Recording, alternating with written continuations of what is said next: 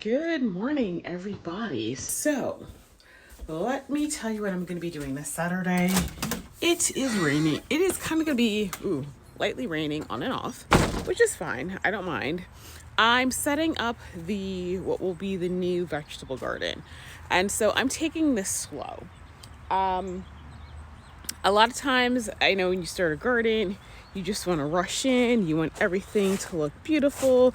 You want it to be done. And sometimes that can be a bad thing because prepping your garden space properly is very, very important. It was one of the lessons that I learned the hard way at my last garden because I ended up creating a lot more work for myself. For instance, I was going to plant a rose bush in here because I am going to be mixing vegetables as well as ornamentals to bring in the pollinators. And I was just starting to rush and I was like, oh, you know what? I'm about to cause myself a problem. So let me show you how I'm doing this. First things first, that right there is my wood pile. That is going to be going in this space right here. So I'm sure you guys can see that I have some what appears to be like almost like construction paper type deal. That is contractor paper. So that's what I'm putting down. So I'm putting that down. I'm going to be overlapping it and then I'm just layering it with wood chips. Now I'm not going to, even though there's going to be some ornamental growing space in here, I'm not going to start doing that until next year because I want the grass to be dead. Because the thing is, this is an effective weed barrier as long as you don't muck around with it. If you start putting holes in it, especially before it's killed everything underneath, it's just inviting problems.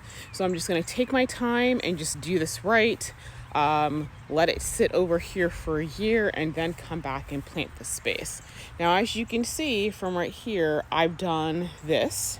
This is going to be a flower bed next year, and I'm content to wait for that.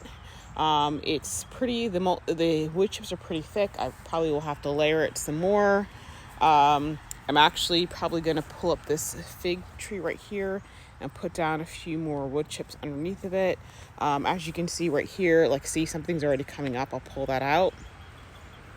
I know what it was. I planted a vine there and that vine doesn't seem to be doing well. So anyway, this morning, it is cooler, so I'm going to try to get some stuff done. So for right now, I'm going to worry about just getting where you see the paper down and right here. Oops. And right here done. Also, I'm going to try to get this walkway done. And if I can get that done before the rain comes, I will be very well pleased. Another thing I wanted to show you. Okay, so first off, let's take a minute to take note of this ugly thing. They had a hot tub. I'm not going to repair it. I'm not even going to replace it. I just want to have it disassembled and moved because, yeah, it's ugly. And I could put something really nice in that spot right there. Like, for example, I could get like a wall fountain. So speaking of fountains, I bought this mini fountainette from a lady who was selling her house last year. This is what it looks like now. I'm using a solar pump and I'm trying to see how well it works. And I have to say it works really well. Right now it is actually higher because obviously the more sunlight it gets, the better. But when this thing really gets going, that water will actually hit the little handle. And so I'm trying to figure out how to kind of tamp that down a little bit because it'll kind of splash over. I'm thinking I'm probably going to have to get something like a zip tie and clamp it down a little bit just to choke off the water supply, and that'll probably work. So this is a mini fountain, which I think is, it's a super mini fountain, which is why I think I'm having the issue with the water. I think for actually a bigger fountain, even maybe something 36 inches, When I say 36 inches, I mean that basically the water will be traveling through the clear tube to the spout 36 inches. I think this will work really well. So that I like it, and the reason I do is because you're not limited to a plug, and that's what I'm trying to avoid. So I'm going to be getting more of these. I got these on Amazon. I'll put the link in the video description. And so, yeah, I want to put more small fountainets, and now I have a way to power them and power them really well. Now, once you know, the sun goes away, there's no battery on that, so it's going to shut off. But I think that company does make one with a battery on it. And now that I've seen how this one works, I would definitely be willing to get one that had a battery on it so I can have it at some point in time at night. So guys, I'm going to set up my camera and I'll snap to it.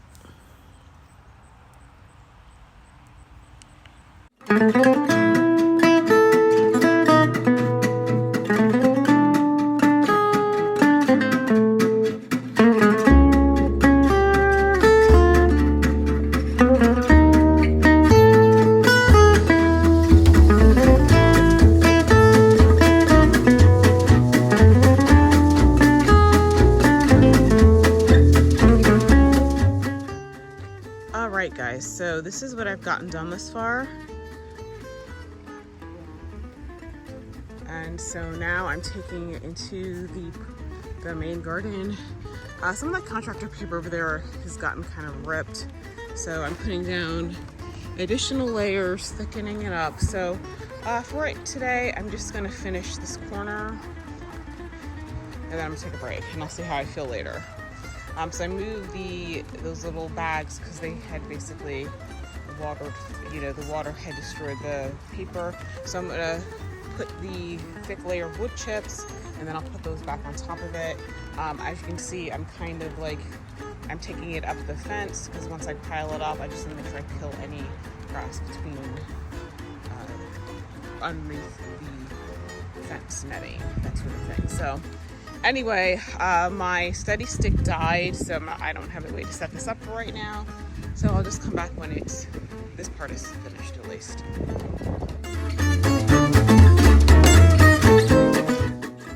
Okay guys, so I did that corner. I'm putting the layers down kind of thick, but it's starting to rain. So I think it's gonna rain in earnest now. It's been spitting all day. So I'm gonna go inside. I'll come back later. And I did start doing some inside of the fence.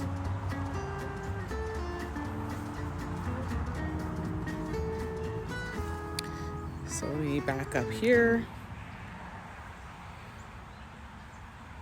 So yeah. So tomorrow I will start taking the paper to the other side, and tomorrow I'll be able to open the gate and use my tractor and hitch. I didn't do that this time because trying to get into this space would have been impossible with the lawnmower, but I should be able to get over there. So I'm putting down double layers of the paper, in some cases triple layers. With the old paper that's like right here, I will be definitely triple laying it so that none of the grass pokes through.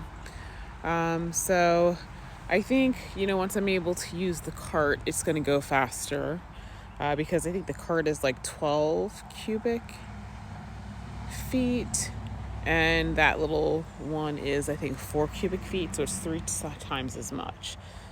So it's starting to come together. The wood will get lighter over time because, as you can see, the top part of it is very light. This was kind of buried, and so it retained a lot of moisture. So I'm just layering it as thick as I can because I don't want anything coming through. And actually, I probably need to add some more to the walkway because a lot of that I feel has gotten like flattened because I've been walking across it. So I'll just thicken that up. And point of interest, I've got strawberries, guys. I'm so excited. So I have a few more strawberry plants to get in the ground. But this is it for today. So I'm actually taking myself to the movies. It's been a while since I've been to the movies, but I'm wearing a gardening t-shirt as typical. But then check out my pants, y'all. I made these pants. I do so most of, if not all of my clothes. I'm getting my sewing room together because I need some new clothes. So yeah, so this is coming together quite nicely. I just realized that I've got some tomatoes here. Look at these. It's like little micro tomatoes.